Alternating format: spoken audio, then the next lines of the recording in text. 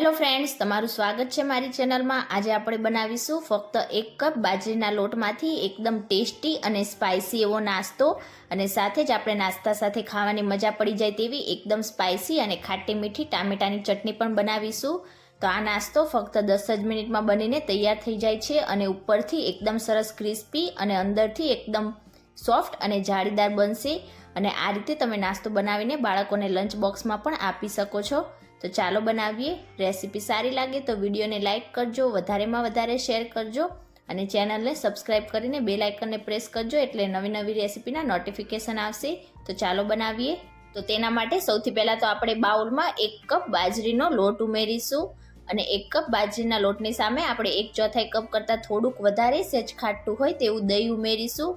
અને હવે એ જ કપમાં આપણે અડધો કપ જેટલું પાણી ઉમેરીશું અને આ રીતે લોટમાં મિક્સ કરીશું। તો પહેલાં આપણે અડધા કપ જેટલું પાણી ઉમેરીને બધી વસ્તુને આપણે સારી રીતે મિક્સ કરીશું અને ત્યાર પછી જરૂર લાગે એ પ્રમાણે આપણે પાણી ઉમેરતા જઈશું અને બેટર બનાવીશું। તો હવે અહીંયા મેં 1 કપ જેટલું પાણી લઈ લીધું છે। તો આ રીતે આપણે થોડું થોડું પાણી ઉમેરતા જઈશું અને મિક્સ કરતા જઈશું। તો પહેલાં આપણે વધારે પાતળું બેટર નહીં બનાવીએ અને બાજરીનો લોટ હોવાના લીધે તમારે એકસાથે બધું પાણી નથી ઉમેરવાનું, નહીં તો બેટર તમારું એકદમ પાતળું થઈ જશે। તો બિલકુલ આ જ રીતે આપણે થોડું થોડું પાણી ઉમેરતા જઈશું અને મીડિયમ બેટર બનાવીશું। તો અહીંયા તમે જોઈ શકો છો મેં આ રીતનું બેટર બનાવીને તૈયાર કરી લીધું છે। તો શરૂઆતમાં આપણે બેટર આ રીતે થોડુંક થીક જ રાખીશું, પાછળથી આપણે થોડુંક પાણી ઉમેરીને મીડિયમ કન્સિસ્ટન્સીવાળું બેટર બનાવી લઈશું। તો હવે તેમાં વેજીટેબલ્સ ઉમેરીશું। તો અડધા કપ જેટલા ગ્રેટ કરેલા ગાજર ઉમેરીશું, અડધા કપ જેટલું ઝીણું સમારેલું કેપ્સિકમ ઉમેરીશું। અહીંયા વેજીટેબલ્સ તમે તમારી પસંદ પ્રમાણે આ નાસ્તામાં કોઈ પણ ઉમેરી શકો છો। અડધા કપ જેટલા ઝીણા કટ કરેલા લીલા ધાણા ઉમેરીશું, 2 ઝીણા કટ કરેલા લીલા મરચાં ઉમેરીશું। આ નાસ્તામાં આપણે લાલ મરચું નથી વાપરવાના, તો મરચાં તમે તમારી ટેસ્ટ પ્રમાણે વધુ કે ઓછા કરી શકો છો। અને હવે તેમાં થોડાક મીઠા લીમડાના પાનને આ રીતે ઝીણા ઝીણા કટ કરીને ઉમેરીશું। અડધી ટીસ્પૂન આદુની પેસ્ટ ઉમેરીશું, અડધી ટીસ્પૂન કાળા મરીનો પાવડર ઉમેરીશું, 1/4 ટીસ્પૂન કે પછી સ્વાદ પ્રમાણે મીઠું ઉમેરીશું। અને હવે સૌથી પહેલાં તો આપણે બધી સામગ્રીને એકદમ સારી રીતે લોટમાં મિક્સ કરીશું અને ત્યાર પછી જરૂર લાગે એ મુજબ થોડુંક પાણી ઉમેરીને આપણે મીડિયમ કન્સિસ્ટન્સીવાળું બેટર બનાવીશું। તો અહીંયા તમે જોઈ શકો છો મેં બધી સામગ્રીઓને સારી રીતે મિક્સ કરી લીધું છે અને આપણું બેટર થોડુંક થીક લાગે છે। તો હવે તેમાં આ રીતે થોડુંક પાણી ઉમેરતા જઈશું અને જરૂર લાગે એ મુજબનું બેટર બનાવીને તૈયાર કરીશું। તો એકદમ પાતળું પણ નહીં અને વધારે પડતું જાડું પણ નહીં, એ જ રીતનું આપણે આ નાસ્તા માટે બેટર બનાવીને તૈયાર કરવાનું છે। તો અહીંયા ટોટલી મેં 1 કપ અને ઉપર 1/4 કપ જેટલા પાણીનો યુઝ કર્યો છે। તો અહીંયા તમે જોઈ શકો છો આ જ રીતનું તમારે બેટર બનાવીને તૈયાર કરવાનું છે। હવે આપણે બેટરને 10 મિનિટ માટે રેસ્ટ પર રાખીશું અને હવે નાસ્તા સાથે ખાવાની મજા પડી જાય તેવી ચટણી બનાવીશું। તો તેના માટે પેનમાં 2 ટેબલ સ્પૂન જેટલું તેલ ગરમ કરવા માટે રાખીશું। તેલ એકદમ સરસ રીતે ગરમ થઈ જાય એટલે હવે તેમાં 7 થી 8 જેટલી લસણની કળી ઉમેરીશું અને થોડી સેકન્ડો માટે આપણે લસણની કળીને મીડિયમ ગેસની ફ્લેમ પર સાતળીશું। અને હવે તેમાં 4 ટામેટાના આ રીતે મોટા મોટા ટુકડા કરીને ઉમેરીશું।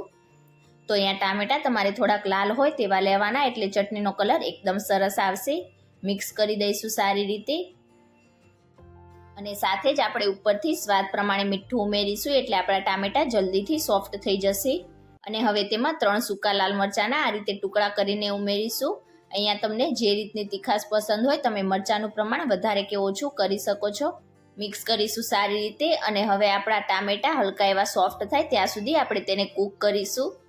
તો લગભગ ટામેટાને કૂક થતાં 2 મિનિટ જેવો સમય થઈ ગયો છે અને હવે આપણે ટામેટાને ચેક કરીએ। તો અહીંયા તમે જોઈ શકો છો આપણા ટામેટા હલકા એવા આ રીતના સોફ્ટ થઈ ગયા છે।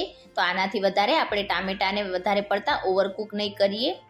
ગેસની ફ્લેમ આપણે સ્લો રાખીશું અને હવે તેમાં 2 આંબલીના ટુકડા ઉમેરીશું અને હવે તેમાં ટામેટા અને આંબલીની ખટાશને બેલેન્સ કરવા માટે 2 ટેબલ સ્પૂન જેટલી ખાંડ ઉમેરીશું। તો અહીંયા જો તમારા ટામેટા વધારે પડતા ખાટા હોય તો તમે તમારી પસંદ પ્રમાણે ખાંડનું પ્રમાણ વધારે કે ઓછું કરી શકો છો। મિક્સ કરી દઈશું અને ફક્ત 1 મિનિટ માટે આપણે આંબલીને સ્લો ગેસની ફ્લેમ પર આ રીતે સાતળીશું। હવે 1 મિનિટ જેવું થઈ જાય એટલે તરત જ આપણે ગેસની ફ્લેમ ઓફ કરીશું અને ટામેટાને હલકા ઠંડા થવા માટે રાખીશું। ટામેટા હલકા ઠંડા થઈ જાય એટલે હવે આપણે એક નાનું મિક્સર જાર લઈશું અને બધી જ વસ્તુને આપણે આ રીતે મિક્સર જારમાં ઉમેરીશું અને એકદમ સ્મૂથ એવી આપણી ચટણી વાટીને તૈયાર કરીશું। તો અહીંયા તમે જોઈ શકો છો મેં આ રીતની એકદમ સ્મૂથ ચટણી વાટીને તૈયાર કરી લીધી છે. હવે આપણે તેમાં 1/4 કપ જેટલા ઝીણા કટ કરેલા લીલા ધાણા ઉમેરીશું અને પલ્સ કરીને આપણે ફરીથી ચટણીને વાટી લઈશું. તો અહીંયા તમે જોઈ શકો છો એકદમ પરફેક્ટ અને એકદમ ટેસ્ટી એવી આપણી આ ચટણી બનીને તૈયાર થઈ ગઈ છે. તમે આ રીતની ચટણી કોઈ પણ નાસ્તા સાથે સર્વ કરશો તો નાસ્તાનો સ્વાદ 100 ગણો વધારી દેશે.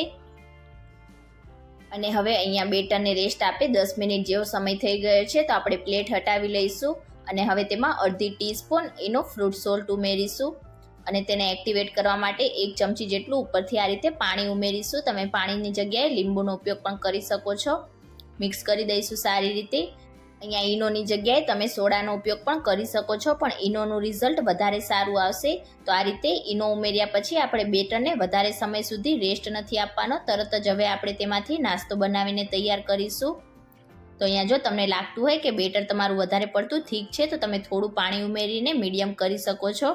તો હવે આ રીતે મેં ગેસ ઉપર એક કપ્પે પેન રાખી દીધી છે. હવે બધા જ મોલ્ડમાં આપણે આ રીતે 2 ટીપા જેટલું તેલ ઉમેરીશું. તો એકદમ ઓછા તેલમાં આપણે આ નાસ્તો બનાવીને તૈયાર કરીશું.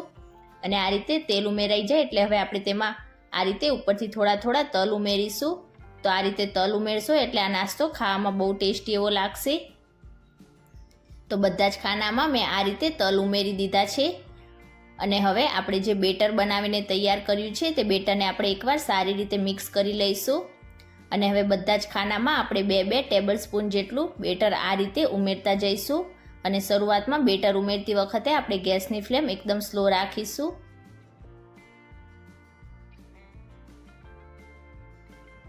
તો અહીંયા તમે જોઈ શકો છો મેં બધા જ મોલ્ડમાં આ રીતે 2 ટેબલ સ્પૂન જેટલું બેટર ઉમેરી દીધું છે. હવે આપણે તેને 1 મિનિટ માટે ઢાંકીને રાખીશું એટલે આપણા બધા જ આ બાજરીના આપે એકદમ સરસ ફૂલીને તૈયાર થશે.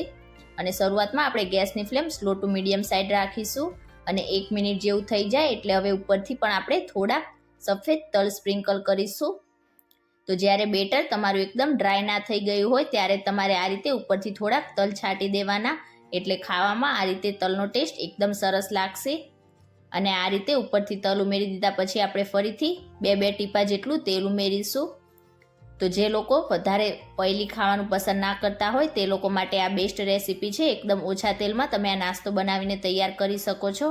હવે ફરીથી આપણે તેને ઢાંકીને 2 મિનિટ માટે કૂક કરીશું. અને નીચેથી આપણા આપે એકદમ સરસ રીતે ક્રિસ્પી થઈ જાય એટલે હવે ફરીથી આપણે ઢાંકણ હટાવી લઈશું. તો અહીંયા તમે જોઈ શકો છો ઉપરથી આપણું બેટર એકદમ સરસ રીતે ડ્રાય થઈ ગયું છે. તો આ રીતે સ્પૂનની મદદથી આપણે બધા જ અપ્પેને પલટી દઈશું. અને હવે નીચેથી પણ આપણા અપ્પે એકદમ સરસ રીતે ક્રિસ્પી ના થઈ જાય ત્યાં સુધી આપણે તેને ઢાંકીને કૂક કરીશું. તો હવે ફરીથી અપ્પેને કૂક થતાં 2 મિનિટ જેવો સમય થઈ ગયો છે. તો ઢાંકણ હટાવીને આપણે અપ્પેને ચેક કરી લઈશું. તો આ રીતે જો તમને વધારે હજી પણ ક્રિસ્પી કરવા હોય તો અલટી પલટીને તમે તમારી પસંદ પ્રમાણે વધારે ક્રિસ્પી પણ કરી શકો છો. તો આટલા માપમાંથી તમારા 24 જેટલા અપ્પે બનીને તૈયાર થશે. તો હવે બધા જ અપ્પેને આપણે પ્લેટમાં નીકાળી દઈશું અને એકદમ સ્પાઇસી અને ખાટી મીઠી ચટણી સાથે આપણે અપ્પેને સર્વિંગ પ્લેટમાં સર્વ કરીશું. તો તમે ક્યારે આ રીતે બાજરીના લોટમાંથી એકદમ ટેસ્ટી અને સ્પાઇસી એવો નાસ્તો ના બનાવ્યો હોય તો એકવાર આ રેસીપી જરૂરથી ટ્રાય કરજો. ટામેટાની ચટપટી ચટણી સાથે એકદમ ટેસ્ટી એવો લાગશે. અને આજની મારી રેસીપી તમને કેવી લાગી મને કમેન્ટ કરીને ચોક્કસથી જણાવજો. રેસીપી સારી લાગી હોય તો વિડીયોને લાઇક કરજો, તમારા ફેમિલી અને ફ્રેન્ડ્સમાં શેર કરજો અને ચેનલને સબસ્ક્રાઈબ કરીને બાજુમાં રહેલા બેલ આઇકન બટનને પ્રેસ કરજો એટલે નવી રેસીપીના નોટિફિકેશન આવશે. Thank you for watching.